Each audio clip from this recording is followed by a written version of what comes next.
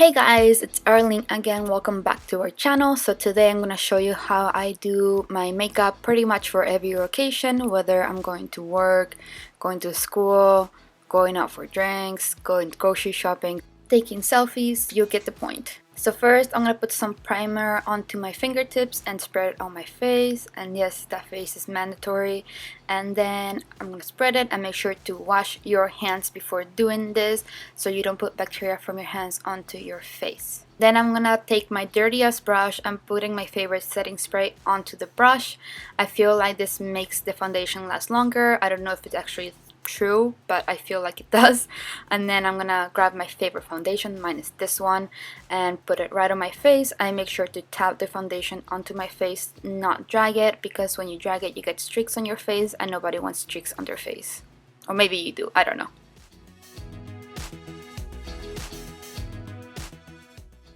After foundation, I usually put concealer under my under eye bags and then wherever I need it, but since I haven't been out and I haven't been able to buy any concealer, I used my foundation. I just kind of build it up.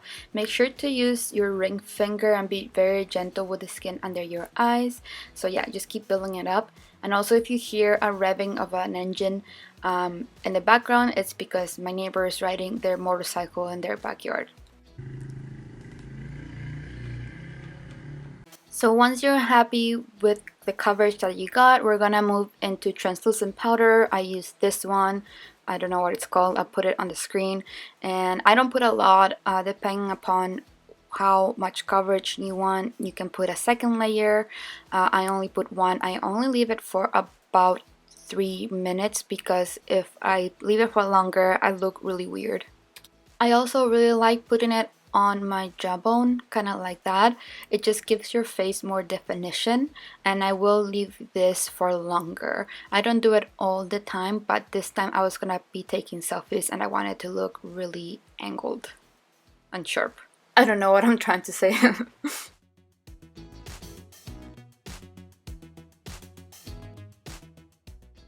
I also apply some on my T-zone. If you have a little bit more of an oily complexion, I will put a little bit more on your T-zone. After that, I'm gonna grab this palette and put some bronzer. I'm gonna use this angled brush and I'm gonna apply it right on top of my translucent powder. It just gives you a more sharp angled look. And I usually like building it up. I know on the camera it looks like I already put a ton, but in real life it wasn't really like that. So I slowly build it up until I'm happy with how sharp it is. I also just got my shirt dirty right there. I had powder on my fingers and I grabbed my shirt, hence why I have a white stain at the beginning of the video and throughout the rest of this video. LOL. Here I'm applying my blush. This is pretty straightforward. You kind of just want to put it on the apples of your cheeks or the highest point of your cheek. I usually smile a little bit, and same thing, you want to kind of just build it up. Don't put a ton of blush right away because then it looks weird. And then I'm gonna do my eyebrows. I usually try to do it very subtle because I have pretty thick eyebrows already, so I do little brush strokes like that. Everyone has a different way of doing their eyebrows. This is my way. So also this is how I learned to do my eyebrows. Your eyebrow should start right there, your arch should be right where your pupil is, and then the tail should end kind of where your nose is. So you put your pencil like that and that's where it should end. I'll just include a diagram, it's easier to show than to explain it. After I'm done, I take the spoolie on the other side of the pencil and just brush out my eyebrows to make the product be more even. Then I'm gonna take my favorite palette that I used for my eyebrows.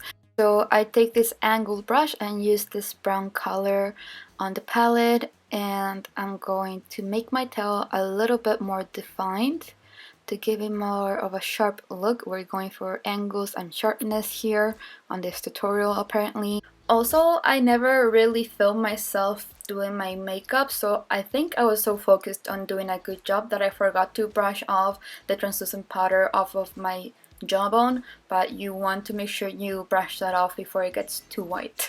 And then I think I dropped something here.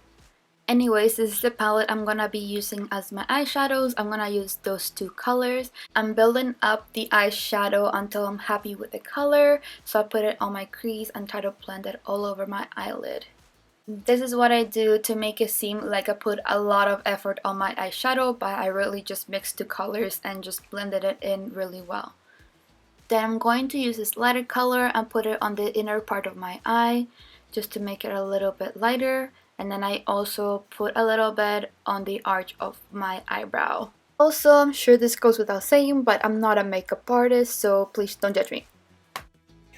I'm gonna grab this highlighter palette and apply it at the inner corner of my eye again. I'm gonna use that red color that I didn't show apparently. Apparently I forgot to. But yeah, just tap it in. Oh, there you go, I showed it. Also, I forgot to mention, I'm using a flat brush to put the eyeshadow on the inner corner of my eyes and then my eyebrow bone, and then a fluffy brush for my eyelids. Then I'm going to grab this stick highlighter and rub it on my cheeks. And then I'm going to move on to my eyeliner. This is what most people ask me how I do. So what I do first is I make a straight line from the outer corner of my eye, and then that line I join it with the middle of my eyelid and I kind of fill in the gaps. I also make the line a little bit sharper. Once I'm done working on the wing, I start making a really thin line towards the middle of my eye and then to the inner part of my eye. And this is the difference the eyeliner makes. Cool, huh? After you do your other eye, you want to go into mascara. So this is my favorite mascara, and this looks really weird. But what you want to do is kind of zigzag the mascara upwards. What you can also do is blink into the wand. These two techniques will give you the most volume for your eyelashes. And what I also like doing is focusing on the corners of the eye. And then we're gonna move on to the other eye, and I also got mascara on my cheek. So what you can do is wait for that to dry and kind of remove it with a Q-tip.